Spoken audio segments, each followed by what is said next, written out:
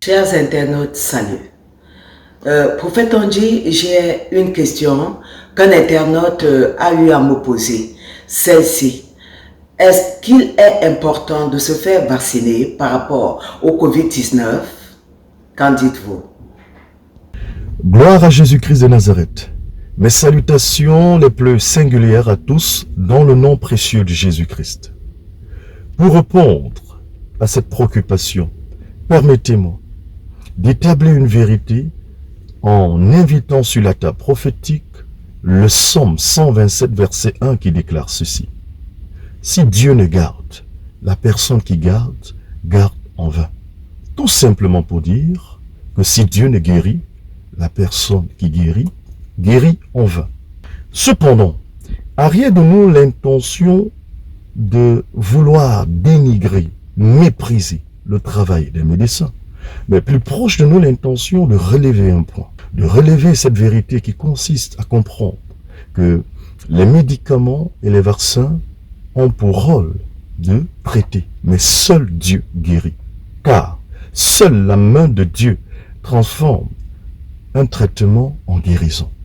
Seule la main de Dieu transforme un vaccin en solution au nom de Jésus-Christ. Voilà ce que nous avons voulu ressortir. Maintenant, il est clair qu'autour de cette question se dégage une cacophonie notoire.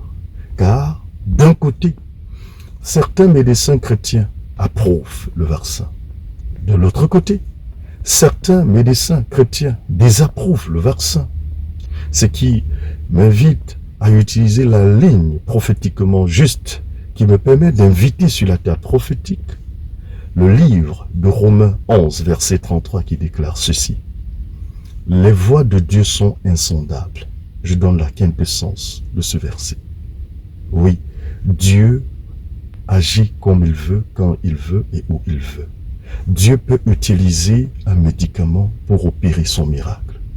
Car quand j'explore le livre de Jean 9, le verset 6 à 7, le Saint-Esprit nous indique quelque chose de fort.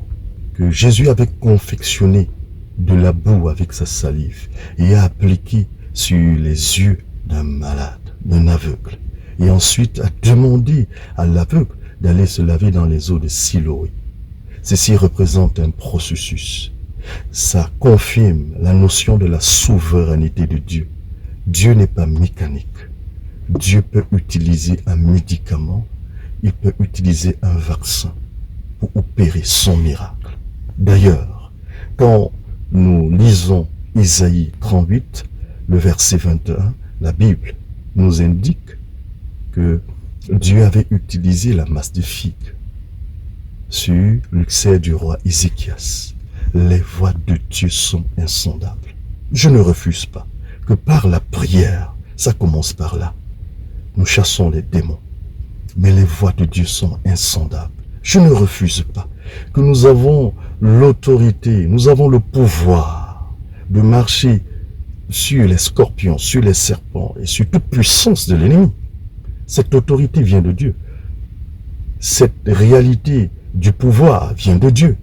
Mais retenons cette vérité. Il n'y a pas de véritable pouvoir sans devoir. Nous avons le devoir d'éduquer en tant qu'enfants de Dieu le peuple. Nous avons le devoir d'enseigner, de cultiver le peuple selon la vérité de Dieu. Question de faire comprendre que le Dieu que nous servons, c'est un Dieu qui est souverain et il utilise ses moyens à lui pour guérir, pour restaurer, pour apporter la solution. La précision consiste à faire comprendre que la souveraineté de Dieu n'encourage pas ce qui entraîne les hommes dans la déviation, mais la souveraineté de Dieu respecte le principe de la sanctification et de la pureté. Dieu est souverain. C'est de ça qu'il est question. Maintenant, je suis bien conscient que le livre de Romains 14, le verset 23, nous indique une vérité. Tout ce qui n'est pas fruit d'une conviction est péché. Ce que je sais, c'est que Dieu, dans sa souveraineté, a donné la conviction à certaines personnes d'aller se faire vacciner. Ça, c'est Dieu. Il est souverain. Il prend soin. Et de l'autre côté, Dieu, dans sa souveraineté, ne donnera pas à une autre personne d'avoir cette conviction, d'aller se faire vacciner. Nous devons tout juste être sensibles et laisser l'Esprit de Dieu nous conduire. Évitons de déformer l'information. Mais le pouvoir que nous avons nous implique à nous donner à fond, car il n'y a pas de véritable pouvoir sans devoir. Nous avons le devoir d'éduquer, le devoir de prêcher la bonne nouvelle, le devoir de faire comprendre que le but du commandement, c'est d'avoir un cœur pur, la bonne conscience et une foi sincère. Que le Seigneur Jésus-Christ de Nazareth nous bénisse. Retenons que Jean-Baptiste est venu. Il ne mangeait pas, il ne buvait pas. Les gens ont parlé. Jésus-Christ de Nazareth est venu. Il mangeait, il buvait. Les gens ont parlé. Les gens ne cesseront de dire des choses qu'ils ne peuvent pas soutenir devant le tribunal de Dieu. Mais le plus important, c'est de toujours faire ce pourquoi Jésus-Christ de Nazareth t'a destiné, c'est-à-dire t'a assigné au nom de Jésus. Car tout est permis, mais tout n'édifie pas. Tout est permis, mais tout n'est pas utile.